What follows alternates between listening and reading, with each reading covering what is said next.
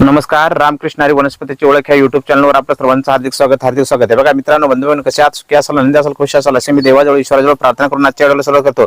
आपल्या वनस्पतीची ओळख या युट्यूब चॅनलवर जंगलामधील वनस्पतीची ओळख, वनस्पतींचे आयुर्वेदिक औषधी उपाय, वनस्पतींची तांत्रिक माहिती आणि घरगुती फॉर्म्युले असा मी उपाय देण्याचा प्रयत्न करत आहे. तर तुम्हाला आज मी एक पॅरालिसिसवर, लकव्यावर जबरदस्त असा जंगली जडीबुटीचा उपाय सांगत आहे. तर पॅरालिसिसवर तुम्ही हा जंगली जडीबुटीचा उपाय करून आपल्या जीवनामध्ये सुखी आनंदी व्हा. एकदम जबरदस्त साधा आणि सोपा उपाय आहे. तर बघा, तुम्हाला ती वनस्पती मी दाखवत आहे इथं. तर बघा, ही एक वनस्पती आहे. तुम्हाला इथं काय त्याचे हेळ दाखवतो. तर ही आहे कामोनी.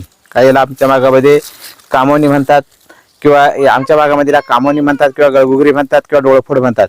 आपल्या भागामध्ये ह्या वनस्पतीला काय म्हणतात ते कमेंट करून सांगायचं आहे. तर बघा, हिची काही फळं कधी लाल असतात तर काळे असतात. तर कुठल्याही फळावाले आपल्याला चालेल. तर हा वेल काढायचा आहे. तुम्ही हा वेल पूर्णपणे मुळासकट काढायचा आहे. याची मुळं पण पाहिजे तुम्हाला, याची मुळं पाहिजे, वेल पाहिजे, पानं पाहिजे, फळं पाहिजे. असं याचा पंचांग घ्यायचा आहे. याचा पंचांग घेऊन याच्यामध्ये अर्जुन सादडा नावाचे अर्जुनचे साल टाकायचे आहे. याच्यामध्ये अर्जुनचे साल टाकून काटेमाट नावाची एक वनस्पती आहे, त्याची भाजीमध्ये वापरला जातो. काटेमाट, लाल काटेमाट.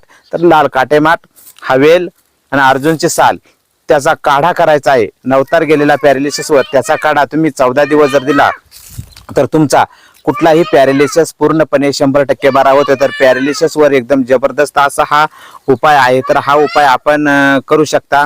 बघा, त्यासाठी काही लागत नाही. तुम्हाला हा वेल शोधायचा आहे आणि ह्या वेलाचा जरी पंचांगाचा काढा तुम्ही जर घेताय तर पंचांगाच्या काढ्याना पूर्णपणे तुमचा पॅरालिसिस पूर्णपणे बरा होतोय. तर बघा, ही वनस्पती आपण ओळखून घेऊ शकता आणि ह्या वनस्पतीचा पॅरालिसिसवर आपण उपाय करू शकता. तर बघा, याच्यामध्ये लाल काटेमाट, अर्जुन आणि याचा वेलाचा काढा तुम्ही घ्या. 14 दिवसापर्यंत घेतल्यानंतर तुमचा कुठलाही पॅरालिसिस पूर्णपणे बरा होईल. चला, धन्यवाद. अशाच माहितीसाठी आपल्या चॅनलला फॉलो करा. धन्यवाद. रामकृष्ण हरी. जय धन्वंतरी भगवान.